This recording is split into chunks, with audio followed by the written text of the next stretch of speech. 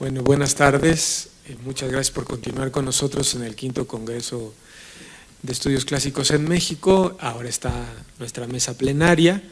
Ya saben ustedes que estamos un poco con el tiempo recortado y solicitamos también que sus intervenciones, sus preguntas, alcen la mano y los chicos que nos asisten ahora en el Congreso les pasarán una hojita para que puedan anotar sus preguntas y la respondan con posterioridad los ponentes.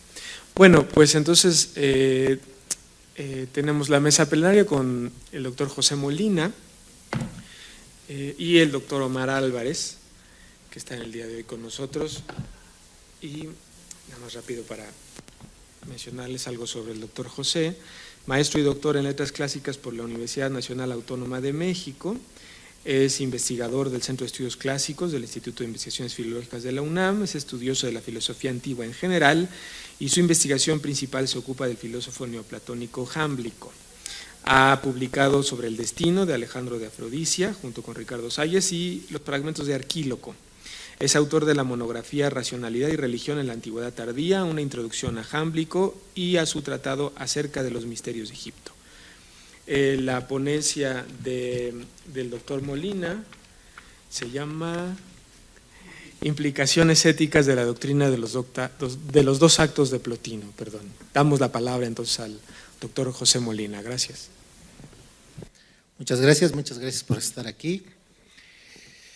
Plotino se ocupa específicamente del tema de la potencia, dinamis, y el acto, energeia, en su tratado 25, que Porfirio colocó como el tratado quinto de la segunda Eneada.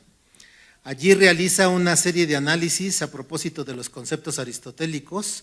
Se ocupa no solo de distinguir entre acto y potencia, sino también entre lo que es acto y lo que es estar en acto, y entre lo que es potencia y estar en potencia. Analiza también, de acuerdo con su concepción jerarquizada de la realidad, la diferencia de estos conceptos entre los seres inteligibles y los seres sensibles. Mientras en los inteligibles solo se puede hablar propiamente de actos y de seres en acto, en los sensibles hay seres que están en potencia y seres que están en potencia y en acto. El tema de la energeia, lo que normalmente se traduce como acto, es un tema difícil e intrincado, y a ello se añade lo que se ha dado en llamar la doctrina del doble acto. Mi objetivo en esta ponencia es, como no podría ser de otra manera, modesto. A continuación presentaré algunos de los pasajes considerados canónicos sobre la doctrina del doble acto para a través de ellos mostrar más a detalle lo que ha utilizado Plotino de Aristóteles y para tratar de sacar consecuencias éticas de dicha doctrina.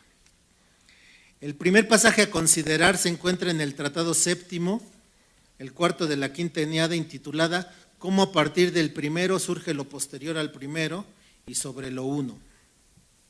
Efectivamente, tal como dice el título, Plotino se ocupa allí de explicar cómo entiende la procesión del uno hacia el intelecto. Pero ¿cómo llega a ser el intelecto, dice Plotino, si aquello, es decir, el uno, permanece? Una actividad es propia de la esencia, la palabra actividad traduce energeia. Una actividad es propia de la esencia, otra la que progresa desde la esencia de cada uno, y la de la esencia es cada uno mismo como actividad, y la que surge de aquella es esta que necesariamente sigue a cualquier ser, dado que necesariamente es distinta de él. Por ejemplo, también en el caso del fuego, una actividad es cierto calor que completa la esencia y la otra surge entonces a partir de la primera cuando aquel produce la actividad connatural a la esencia mientras permanece como fuego. Así por tanto, también allá. También mucho antes, permaneciendo el uno, allí en su propio ámbito, desde la perfección que hay en él y desde la actividad que la acompaña, la actividad generada, tomando hipóstasis, dado que surge a partir de una gran potencia, la más grande, por tanto, de todas las potencias, fue hacia el ser y la esencia, pues aquello, el uno, estaba más allá de la esencia. Espero que haya quedado claro. No, bueno, lo hice adrede para que vean la dificultad de Plotino, ¿no? Voy a explicar el pedacito que acabo de leer. Plotino explica aquí el modo de la procesión desde el uno hacia el intelecto y tiene necesidad de hacer ver que el intelecto se origina sin que el uno sufra ninguna pérdida ni disminución. Los seres poseen dos energeyai que se deben distinguir. La primera es una energeia propia de la esencia. Se identifica en tanto energeia con cada uno mismo y completa su propia esencia. La segunda energeia se desprende de la primera, procede de la esencia. Esta segunda energeia se origina necesariamente desde cada uno de los seres y se distingue de ellos.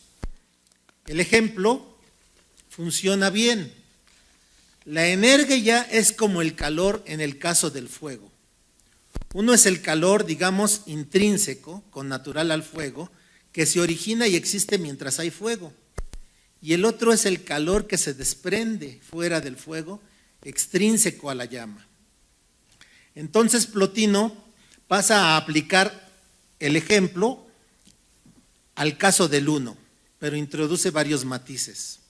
Primero, el uno es perfecto y esa perfección tiene una actividad intrínseca, que aquí se designa como acompañante. Y a partir de esa perfección y de esa actividad se genera otra actividad que se convierte en otro ser. Se hace una hipóstasis de la entidad anterior. Entonces, el intelecto es la segunda energeia del uno que se ha hipostasiado. Ha devenido una nueva sustancia. Pero Plotino lastima entonces al lector aristotélico al decir que esta su segunda energeia, que es el intelecto, surge de una gran potencia, dinamis, de la máxima de todas las potencias, que por su perfección avanza hacia el ser y la esencia, porque el uno mismo está más allá de esas entidades. No es que Plotino no hubiera comprendido a Aristóteles, pero hace preceder la potencia al acto, porque aquí los términos no están usados de la manera típicamente aristotélica. La potencia no es un estado previo y pasivo que espera ser actualizado por el acto. Aquí la potencia tiene un sentido activo, es el agente por el que necesariamente su perfección progresa hacia otra entidad. Esa potencia activa es la energeia primera, que se constituye como la esencia de una entidad subsiguiente, que a su vez habrá de tener también otras dos energeias. El siguiente pasaje se ocupa de la procesión del intelecto hacia el alma, donde se repite la doctrina de las dos energeias. Se trata del tratado 10, que Porfirio colocó como el primer tratado de la quinta Eneada. Comprende, pues, lo más divino que esto divino, el vecino del alma hacia lo superior, el que está detrás y a partir del cual procede el alma. Pues aunque ella sea una cosa tal cual la mostró el argumento, ella es cierta imagen del intelecto, tal como la palabra en la pronunciación es imagen de la palabra en el alma. Así en verdad, también esta, el alma, es palabra del intelecto y es toda la actividad a la cual emite como vida para la hipóstasis de otra cosa. Como del fuego, por una parte, una cosa es el calor que está unido a él y por otra está el calor que suministra. Es preciso comprender que allí no se disipa, sino que permanece el que está en él y que el otro se establece por debajo.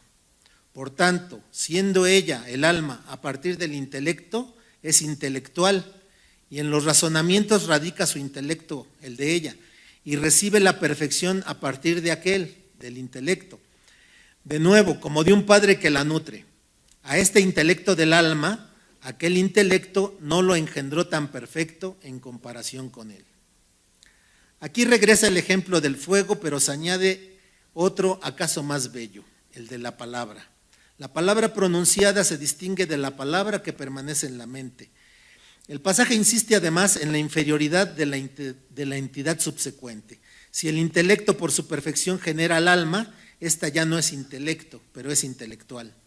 Del mismo modo, lo generado por el alma será viviente, dado que la actividad del alma, la energía del alma, es la vida. Esa actividad no se disipa, sino que por una parte permanece en el alma y por la otra, como segunda actividad, se establece por debajo del alma. Más adelante, en el mismo tratado, Plotino insiste en su explicación de cómo en una entidad determinada, aunque progrese por su actividad hacia otra entidad, hay algo que permanece, una primera actividad que la constituye como entidad independiente y superior de aquella a la que genera. Dice el pasaje: ¿cómo entonces y qué es preciso pensar acerca de aquello que permanece? Que una es la iluminación envolvente que surge desde él y surge desde él mientras él mismo permanece, tal como del sol surge el resplandor que está a su alrededor como rodeándolo, engendrado siempre desde él que permanece. Y que todos los seres, mientras permanecen a partir de su esencia, dan necesariamente la hipóstasis que depende de ellos, que está a su alrededor, hacia lo exterior, a partir de la potencia presente, la cual es imagen como de arquetipos de los cuales nació.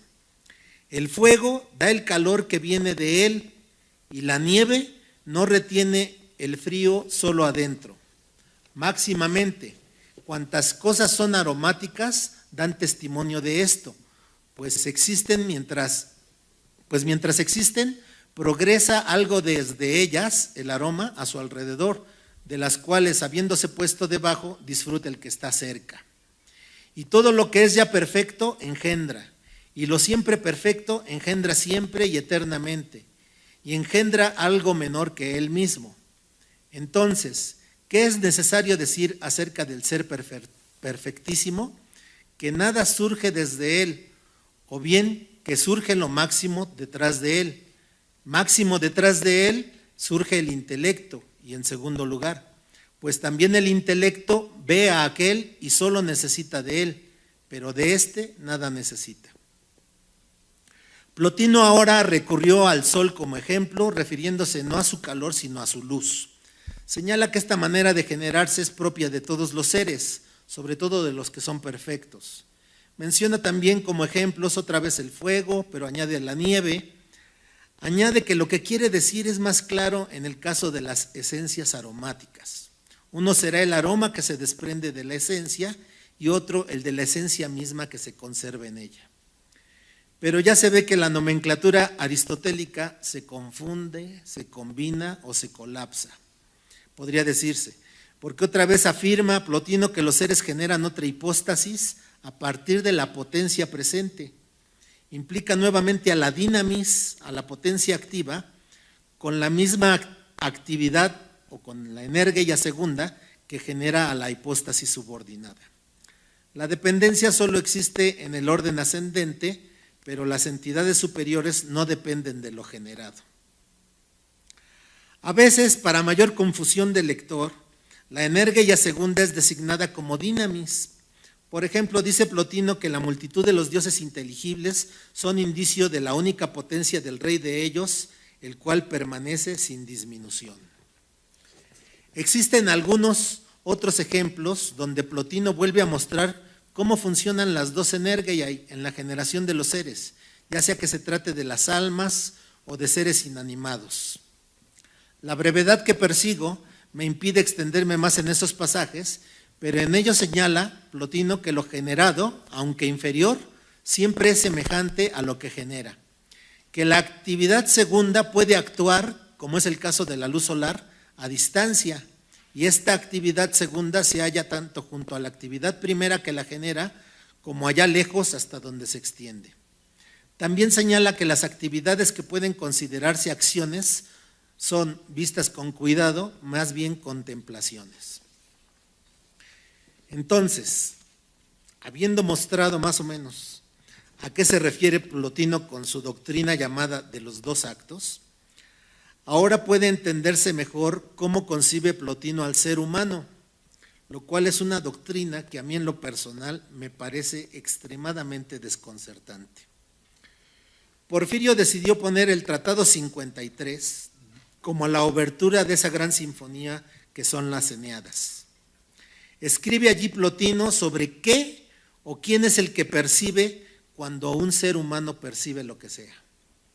Platón en el Teteto había establecido con perspicacia que cuando tocamos algo con la mano, no es la mano la que toca, sino el alma.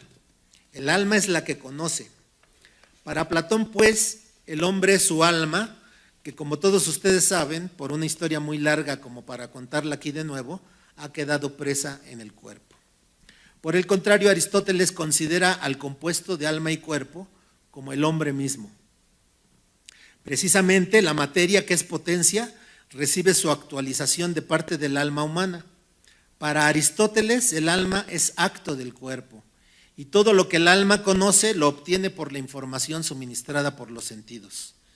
Sin embargo, Plotino propone algo muy diferente cuando dice: existe el conjunto de ambos, de cuerpo y alma, gracias a la presencia de tal alma, no porque ella se entregue a sí misma, ni al conjunto de los dos, ni a uno solo de los dos, sino porque ella produce, a partir de determinado cuerpo cualificado y a partir de alguna cosa como una luz que se desprende de ella, la naturaleza del viviente como algo distinto, de quien son propios el sentir y todas las otras cosas que se dicen afecciones del viviente. Ahora se puede entender mejor lo que dice Plotino, que el alma es esa luz que se desprende, es la segunda energía del alma, no el alma misma. Quiere decir que lo que vemos cada día cuando miramos al espejo no es nuestro verdadero yo, según Plotino. Nuestra alma, su esencia, junto con la actividad primera que le es propia e intrínseca, según Plotino, no ha descendido del todo al cuerpo, como pensaba Platón. Es como si debiéramos entender que cada uno de nosotros es como el fantasma de sí mismo, solo una imagen de lo que verdaderamente somos. Eso que vemos es una energía segunda del alma unida al cuerpo, una sustancia disminuida, inferior a lo que verdaderamente somos. Pero no es fácil imaginarnos a nosotros mismos como la imagen de un yo que no conocemos y que es el hombre real. Esta doctrina hace énfasis en una escisión muy radical de nuestra persona que otras filosofías llegaron a imaginar de distinta manera, por lo que su explicación era distinta.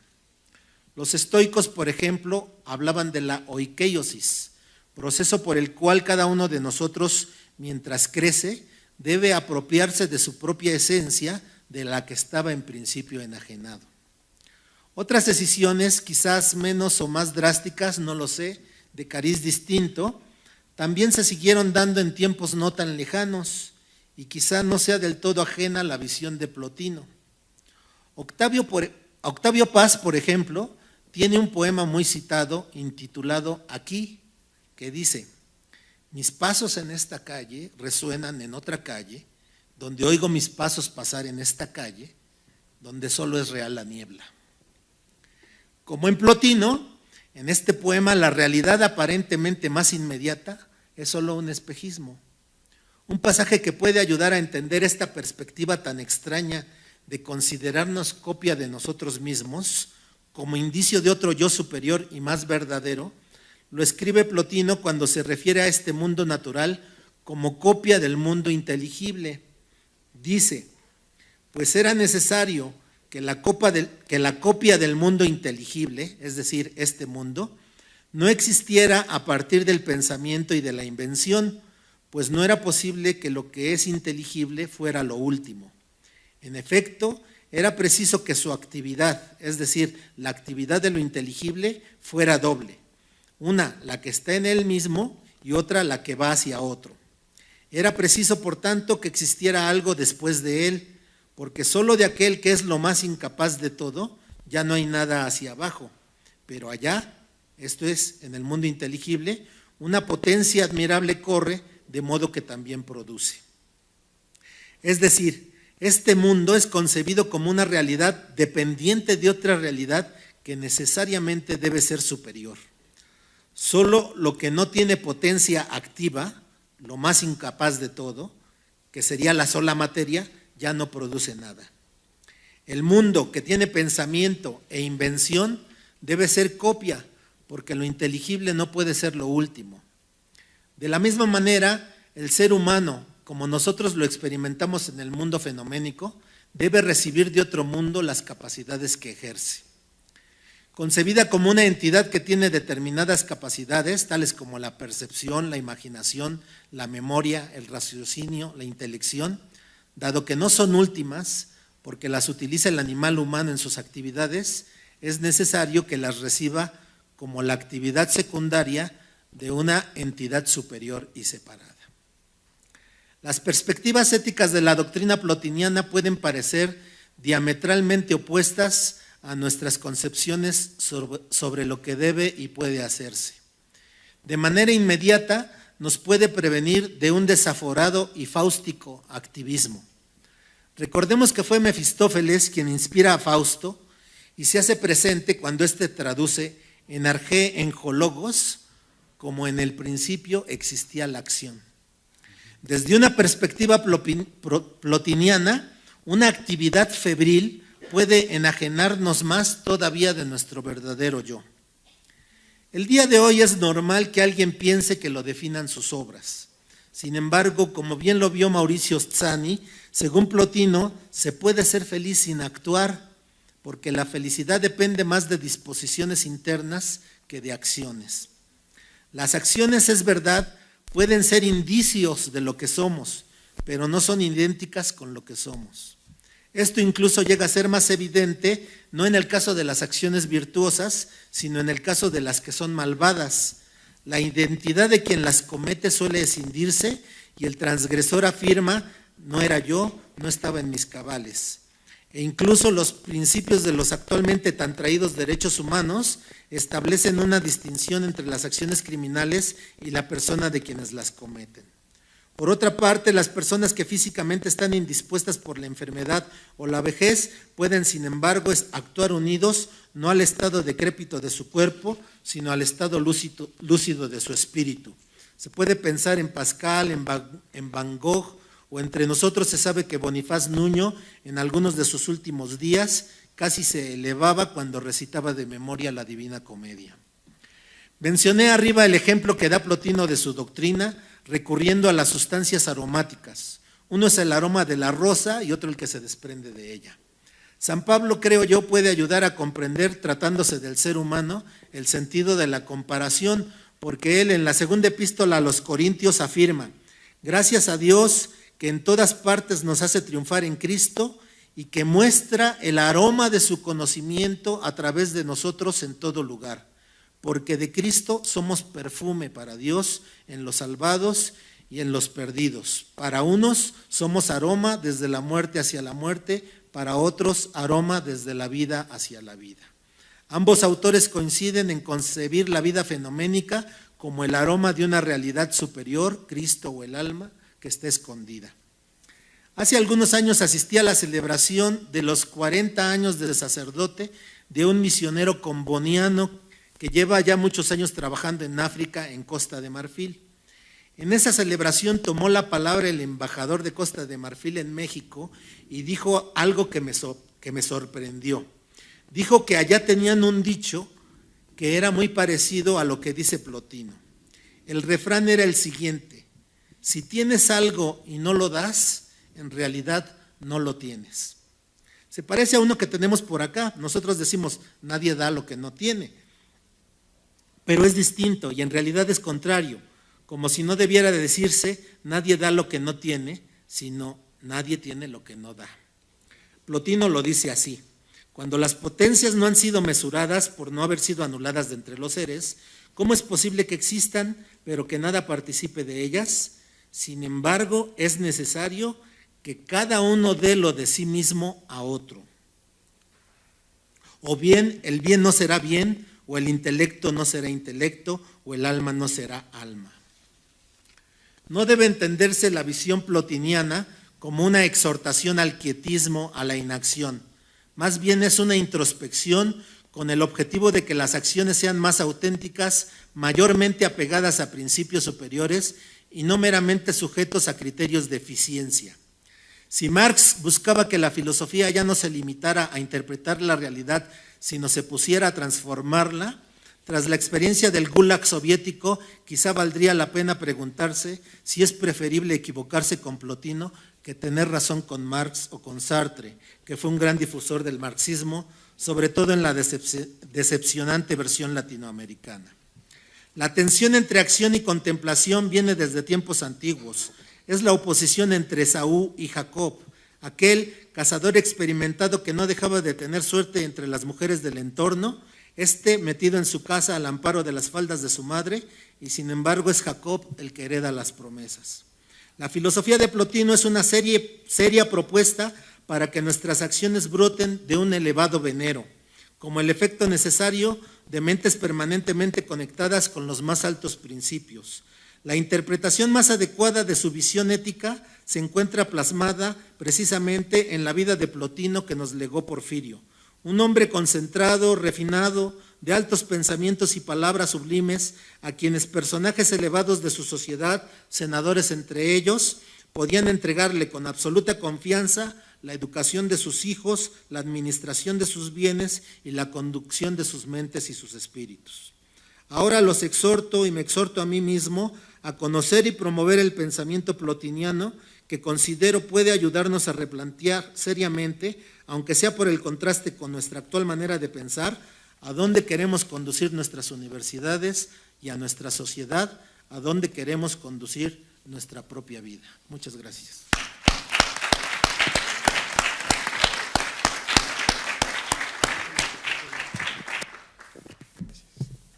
Pues muchas gracias al doctor José Molina por esta ponencia sobre Plotino.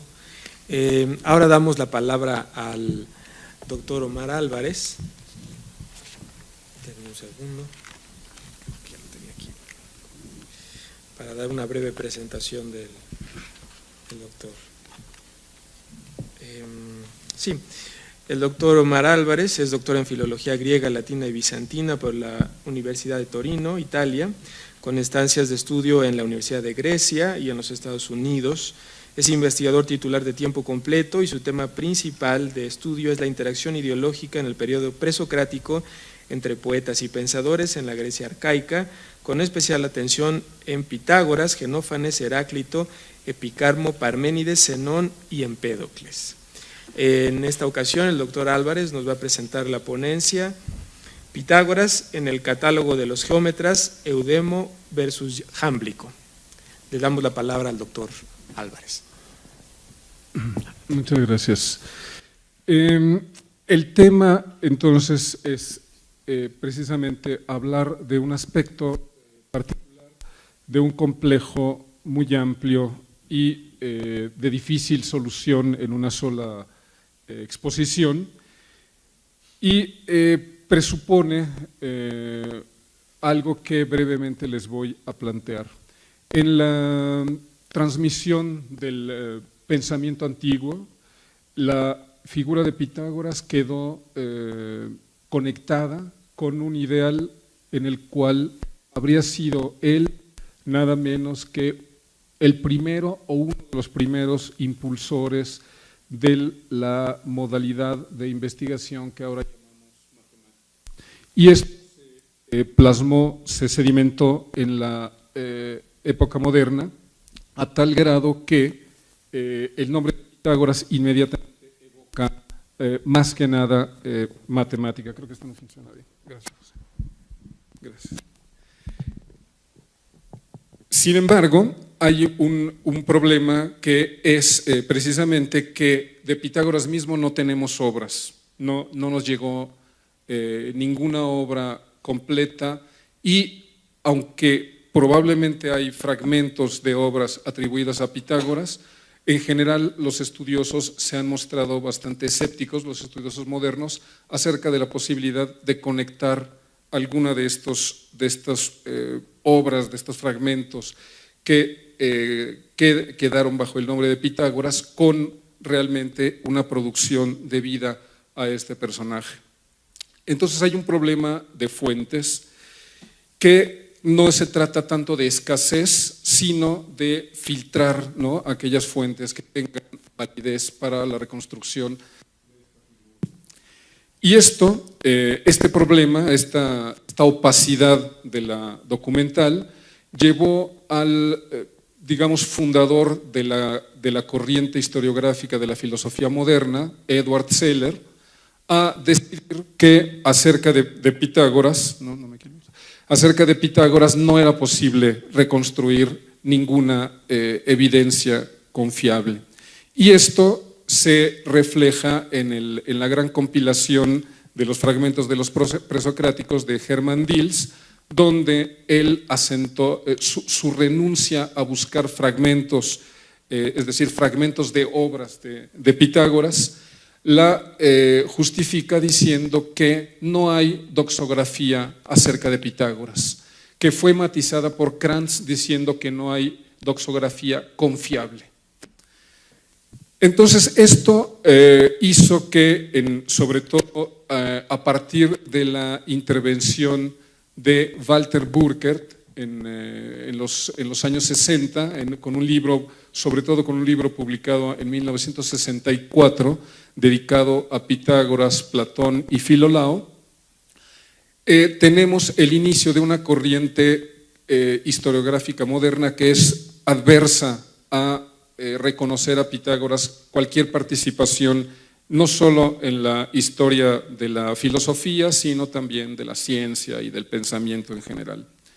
Y esto ha sido respaldado por la fuerte autoridad de Burkert, que sin duda es uno de los grandes o más grandes filólogos, yo creo que ha habido en el siglo XX, después de Wilamowitz, pero quizá no menor a Wilamowitz, y ha hecho que en los manuales más recientes, con la figura de Pitágoras, no haya la asociación de doctrinas concretas, salvo aquellas que son de orden escatológico, precisamente lo que estaba evocando José hace un rato de la historia de la escisión entre cuerpo y alma, que según algunas fuentes podría remontarse a Pitágoras mismo.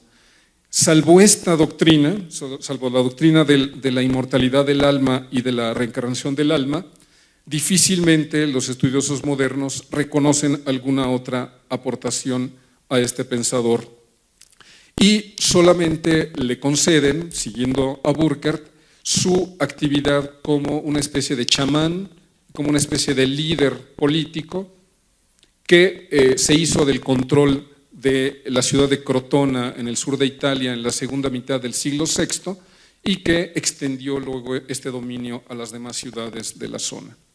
Basta, ¿no? Prácticamente eso es todo lo que le reconocen los manuales más recientes. Y el representante más reciente de esta corriente y más autorizado, por decirlo así, es un seguidor de Burkert, no alumno propiamente, pero seguidor de las ideas de Burkert, que se llama Carl Huffman, que es norteamericano y que está en la Universidad de Pau. Entonces, el problema es este. La historiografía moderna niega a Pitágoras toda participación en la historia del pensamiento prácticamente, salvo en lo que respecta a las doctrinas escatológicas. Sin embargo, hay una serie de testimonios antiguos, algunos prácticamente contemporáneos de Pitágoras, empezando por Heráclito, que nos presentan una imagen como esta, ¿no? Leo la traducción directamente. Pitágoras, hijo de Mnesarco, practicó la investigación más que todos los hombres y, tras haber hecho una selección, compuso estas obras, su propia sabiduría, erudición multiforme, arte fraudulenta. Esto es un fragmento de Heráclito, en la compilación de Diels Krantz es el 129 y actualmente se considera por la mayor parte de los estudiosos como auténtico. Entonces, aquí hay la conexión de Pitágoras con una investigación, con una historia y con incluso la composición de obras escritas. Es un pasaje difícil, hay quien piensa que en realidad no se está atribuyendo a Pitágoras la composición, sino la adjudicación a sí mismo de obras compuestas por otros, ¿no? Es un poco complicado, no me detendré lo importante en este momento es pensar simplemente que hay una asociación clara de Pitágoras con investigación, y una investigación que es excesiva, digamos, que es mayor que en cualquier otro de los hombres conocidos hasta entonces por Heráclito.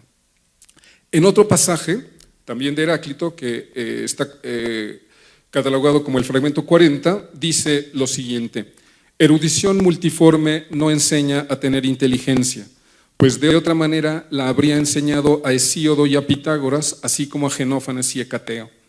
De nuevo, entonces, no se habla de investigación, sino ahora de polimacie, ¿no? Una acumulación de saber que, sin embargo, en la perspectiva de Heráclito, sería un rasgo negativo, ¿no? Y es atribuido no solo a Pitágoras, sino a 4, ¿no?, junto con él, a otros 3 de los más grandes intelectuales de la época arcaica, ¿no?, incluido Hecateo. Tenemos otro pasaje, ¿no?, donde no aparece el nombre de Pitágoras, pero la fuente, que es Porfirio, nos dice que se habla de él. Eso es entonces el fragmento 129 de Empédocles, que dice lo siguiente: había entre ellos un saber descomunal, que en verdad se hizo de enorme riqueza de ingenio, un gran experto en toda clase de obras sabias, pues cuando desplegaba todas sus facultades, fácil veía cada una de todas las cosas que hay en un lapso de 10 y 20 vidas humanas. Entonces aquí de nuevo está la asociación con ese personaje, con un anónimo Tis, que la fuente nos dice que se trataba de Pitágoras, y no, ni siquiera los estudiosos más escépticos tienen argumentos para negar, ¿no?, que se estuviera hablando realmente de Pitágoras. Y entonces hay la atribución a este personaje de un saber, de nuevo, inmenso, periosia eidos, y un caudal, ¿no?, de conocimiento, un Plutón, ¿no?, Prapidon Plutón, que depende de unas facultades extraordinarias. Y probablemente esto conectado con una pervivencia, porque habla de un lapso de 10 y 20 vidas humanas, que se ha pensado que remite precisamente a la reencarnación. Entonces, de nuevo, en estos 3 pasajes, en este pasaje, al igual que en los 2 de Heráclito, aunque en una luz positiva, Pitágoras es presentado como un sabio, ¿no?, que tiene un enorme conocimiento, ¿no?, un conocimiento extraordinario. Luego hay un pasaje de Heráclito, entonces es el libro 4, 95.1, donde no me dio tiempo de traducirlo, pero habla de una historia en la cual hay un esclavo que en realidad era una divinidad de los getas, de un grupo de los tracios que vivían en la zona del Helesponto, y que se dice que fue esclavo de Pitágoras de Samos, y que ahí, viviendo en Samos, había entrado en contacto con una forma de vida más elevada, más refinada, dice diaitan iada, ethea bacítera, ¿no?, unas costumbres más refinadas que con los tracios, y que se trataba nada menos que de su convivencia con no el menor de los sabios, Pitágoras, ¿no? Entonces, aquí se está de nuevo mencionando a Pitágoras en un contexto de nuevo no directamente descriptivo de Pitágoras, pero sí conectándolo con un conocimiento, con el despliegue de una intelectualidad superior al común. Esto es en el siglo V.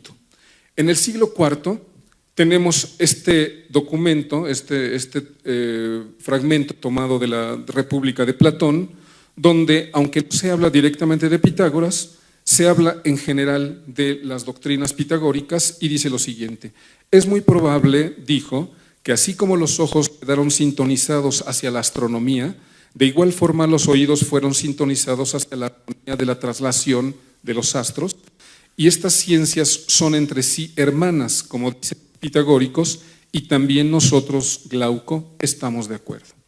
Entonces, aquí, como parte de una de un posible currículum formativo, se está hablando de estas disciplinas que habrían de servir para la formación precisamente de los líderes, ¿no?, de la ciudad, y con aprobación, ¿no?, se dice que se está de acuerdo con esta lista de disciplinas por estudiar que había sido postulada por los pitagóricos.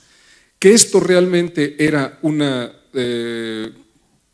un currículum pitagórico lo demuestra un fragmento de Arquitas, contemporáneo de Platón, posiblemente un poco mayor que Platón y probablemente amigo de Platón. No contaré la historia, pero parece que tuvo que ver con salvar a Platón de la posible condena a muerte a que lo habían mandado. Y entonces Arquitas, en este fragmento primero, nos dice lo siguiente: me parece que quienes se dedican a las ciencias, se refiere a las matemáticas, ¿no?, dice tamacémata en griego, pero es el término genérico para ciencias, que son las que enunció Platón, alcanzaron un conocimiento certero y no es extraordinario que ellos concibieran correctamente la cualidad de cada una de las cosas. Nos transmitieron un conocimiento claro sobre la velocidad de los astros, además de sobre su salida y puesta, así como sobre la geometría, los números, la esférica, que se refiere a la astronomía, y no en último lugar sobre música, pues estas ciencias parecen ser hermanas. Entonces el pasaje de la República de Platón parece ser una cita parafrástica, digamos, ¿no?, de esta declaración de Arquitas. Entonces, aquí Arquitas está acreditando una práctica de las disciplinas matemáticas que le viene a él del pasado, ¿no?, de personajes que fueron expertos en estas ciencias y que las transmitieron su práctica a su generación, es decir, a los pitagóricos del siglo IV. En otro pasaje que es fragmentario de una obra de las perdidas de Aristóteles, de una obra llamada Periton Pythagoreion, acerca de los pitagóricos, que está editada como fragmento 191 por Rose, dice, es solo una parte, dice lo siguiente: nacido después de estos, Pitágoras, hijo de Mnesarco, dedicó al principio su esfuerzo a las ciencias y a los números, pero luego no se abstuvo de la realización de prodigios al estilo de Ferécides. Entonces, si este pasaje proviene de Aristóteles mismo, como están de acuerdo los estudiosos, aunque con escepticismo naturalmente de Burkert y de algunos otros, tendríamos que Aristóteles mismo reconoce en Pitágoras la práctica de las ciencias, que después habría sido reemplazada o matizada por una práctica, digamos, de otras formas esotéricas de saber, como la realización de milagros propiamente dicha, y los vaticinios que conectan a Pitágoras con un ámbito apolíneo también. Entonces, tendríamos que en el siglo IV Aristóteles tenía documentación, tenía conocimiento de una práctica de Pitágoras de ciencias matemáticas combinada o reemplazada en algún momento por realización de milagros. Entonces, llegamos con esto a un documento que en principio ha sido atribuido a Eudemo, y se trata del llamado Catálogo de los Geómetras, que se encuentra actualmente, lo que tenemos está en Proclo, en su comentario al libro primero de los elementos de Euclides, y que ha sido editado, fue aceptado por Verli en su compilación dedicada a la escuela de Aristóteles, a los peripatéticos, como fragmento 133 de Eudemo. Y entonces aquí no lo voy a leer todo porque es muy largo, pero empieza atribuyendo la invención de la geometría a los egipcios, cosa que incluso está en la manualística moderna, curiosamente. Entonces ha tenido éxito, digamos, esta versión, y habla entonces de las inundaciones del Nilo que borraban los lotes y que hacían necesaria de nuevo la delimitación de cada uno de los lotes de cultivo. Pero luego, ya de acuerdo al modelo peripatético, dice en algún punto que hay una transición de la percepción a la reflexión y de esta a la razón que conduce ya al desarrollo de la geometría entre los griegos, de los cuales el primero que habría iniciado esta corriente habría sido Tales, pero habría sido una especie de transferencia porque habría ido a Egipto y habría llevado a Grecia el estudio, ¿no? Entonces no me detendré en esta historia que tiene legendario, pero dice el catálogo, leeré la traducción que tienen ahí, dice: muchas cosas las descubrió él mismo, o sea, Tales, y señaló a sus sucesores los principios de muchas más, todo más general, y a otros con uno más empírico. Después de se recuerda a Mamerco,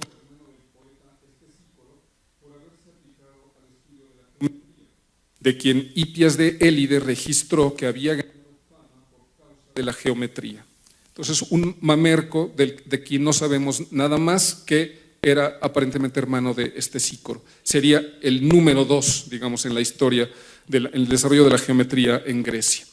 Después de ellos, Pitágoras transformó el estudio de esta disciplina en una forma de educación liberal, remontándose al examen de sus principios e investigando los teoremas con un enfoque abstracto del intelecto. De manera que fue precisamente él quien descubrió el tratamiento de los irracionales, o la teoría de las proporciones, hay una varia lectio ahí, y la construcción de las figuras cósmicas. Esta es la ficha, digamos, sobre Pitágoras, que es sumamente elogiosa porque le atribuye, ¿no?, la transformación del estudio de la geometría, ¿no?, en una forma ya diferente, abstracta, ¿no? Entonces, esta ficha, el catálogo es muy largo, pero está entonces formando parte de este catálogo, cuyo final, que tienen ahí subrayado, quienes han registrado por escrito sus historias alcanzan este punto del perfeccionamiento de esta ciencia, y se refiere entonces con el punto final de esta historia precisamente al grupo formado alrededor de Platón, entre los cuales sobresale Eudoxo y Teeteto, ¿no?, que son dos de los más grandes representantes de la matemática griega en el siglo IV. Entonces, la fuente de Proclo llegaba solamente hasta ese punto. Gracias. Entonces, este es el pasaje en griego y tenemos entonces el problema, ¿no? El texto griego de Proclo es lo que tienen en la parte de arriba, ¿no?, lo que ya les leí, ¿no?, la transformación de la matemática en una forma de práctica, forma de enseñanza liberal, etc. Pero resulta que hay un pasaje paralelo de Jámblico, de Comuni Mathematica Scientia, cuya frase inicial es muy parecida, prácticamente idéntica con la de Proclo. Sobre todo coincide, ¿no?, con la atribución a Pitágoras. Ven ustedes ahí, dice Pitágoras temperita mathemata filosofía eis gema paideias eleutheriu metéstese, ¿no? Es literal, ¿no? Transformó el estudio de la filosofía de las matemáticas en una forma de educación liberal. Pero luego cambia el pasaje radicalmente y Jámblico nos dice que aumentó el número de las demostraciones e hizo progresar, dice, poliproegen autá, y aumentó la precisión de las demostraciones, y que habría practicado estas disciplinas apartándolas del uso necesario con miras a la vida, y esto es absolutamente comprensible. Este es el pasaje de Jámblico que ha sido aducido como prueba de que Proclo no habría tomado la ficha sobre Pitágoras de Eudemo, sino la habría tomado de Jámblico. Pero resulta que el pasaje de Jámblico contiene algunas cosas, algunas anomalías, digamos, porque a Jámblico lo que le interesa es subrayar el hecho de que la matemática, por aquí les puse esto, para él dice la matemática pitagórica, si quisiéramos practicar la matemática al modo pitagórica, conviene seguir con ahínco su vía ascendente inspirada por la divinidad que acarrea la purificación y el perfeccionamiento. En cambio, lo que encontramos en el pasaje es la atribución a Pitágoras de esta práctica, pero conectándola con un desarrollo, con un progreso, usando el verbo proegen, ¿no? El verbo proago, hacer que algo adelante, y hablando de demostraciones y de exactitud en las demostraciones y de apartamiento de los usos prácticos. Y esto más bien es congruente con las descripciones que encontramos en Proclo acerca del desarrollo de la matemática, donde habla precisamente de aumentar la cantidad de los teoremas y de refinar las demostraciones y en general hacer progresar la disciplina. Ustedes pueden ver en la tercera línea de abajo para arriba, dice eis plethos proegagen, ¿no? Hizo avanzar y aumentar en número los teoremas acerca de la sección. Y a Hermótimo, por ejemplo, se le dice que y Teeteto, que hicieron progresar proegagen epipleon, es decir, es un lenguaje historiográfico que habla de un desarrollo acumulativo de una disciplina, que es congruente con otras nociones peripatéticas. Por ejemplo, Aristóxeno en ese fragmento 23 también habla precisamente de Pitágoras diciendo que proagagein eistoprosten, como ustedes ven, es decir, hacer avanzar una disciplina, la disciplina relativa a los números, y apartarla de la práctica comercial, que es justamente la idea que ven ustedes en Jámblico, ¿no? El hacer avanzar la disciplina y apartarla de las prácticas corrientes. Entonces tendríamos que, en realidad, Jámblico está siguiendo ahí una fuente que es de ámbito peripatético, como demuestra también el hecho de que Aristóteles en la metafísica, hablando de los pitagóricos, usa expresiones muy parecidas, diciendo que fueron los primeros que cultivaron las matemáticas y que las hicieron avanzar, tautate proegagon, ¿no? De nuevo, entonces, el verbo proago de manera constante aparece conectado con esa práctica que hace que una disciplina avance. Entonces, esto lleva a dudar, ¿no? Además tenemos, ¿no?, que Jámblico en el Index Capitum del De Communi Mathematica Scientia transcribe aparentemente parte de la ficha que le dedica a Pitágoras, pero esta vez trastrueca totalmente el contenido. Ustedes ven incluso que hay una enmienda de Nicolás Festa porque el texto dice lo contrario. Dice que los pitagóricos hicieron progresar las matemáticas y luego hay un anacoluto porque hay un genitivo, ¿no?, de Sanancayas Chreseos que no depende de nada y que el editor Nicolás Festa trató de enmendar fallidamente porque hace falta un verbo que rija precisamente un genitivo de tipo ablativo. Entonces, mi hipótesis es precisamente que Jámblico, incluso en ese pasaje, depende también de una fuente peripatética de carácter historiográfico y que, si no es Eudemo, tenía que ser o Aristóxeno o el mismo Aristóteles, y por lo tanto no hay motivo para seguir alimentando un escepticismo total acerca de este pasaje, y habría que seguir investigando si realmente Pitágoras pudo tener la participación en la ciencia matemática que la tradición le ha reconocido, incluso hasta nuestros días, como en este pasaje de Whitehead pueden ustedes ver. Pues muchas gracias. El tiempo se terminó, entonces, pero pues es todo lo que tenía que decir.